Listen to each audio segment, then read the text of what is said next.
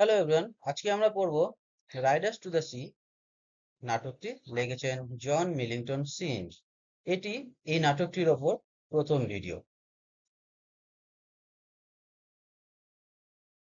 এটি জন মিলিংটন সিঞ্জের ছবি। তিনি জনপ্রিয় জেমস সিঞ্জ নামে।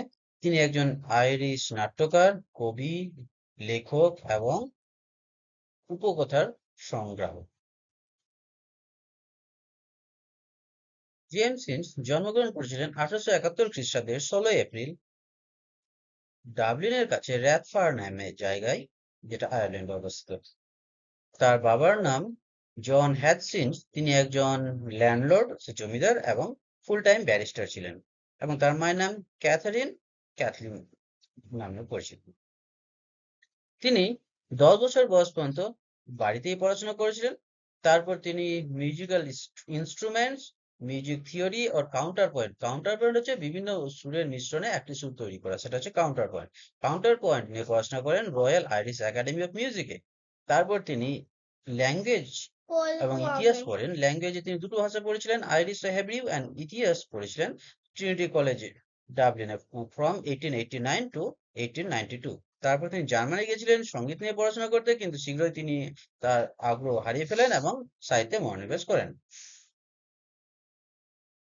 জন মিলিংটন সিঞ্জের বিখ্যাত লেখকগুলোর মধ্যে রাইডার্স টু দ্য সি, যেটা তিনি লিখেছিলেন 1902 খ্রিস্টাব্দে।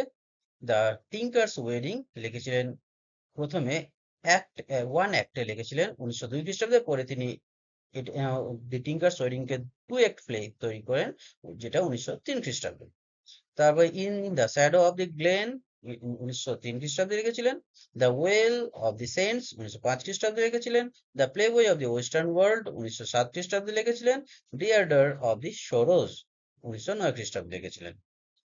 আমাদের বিখ্যাত লেখক জন মিল্টন সিঞ্জ মারা গেছিলেন 1909 খ্রিস্টাব্দের 24শে March due to Hodgkin's lymphoma, এক ধরনের ক্যান্সার।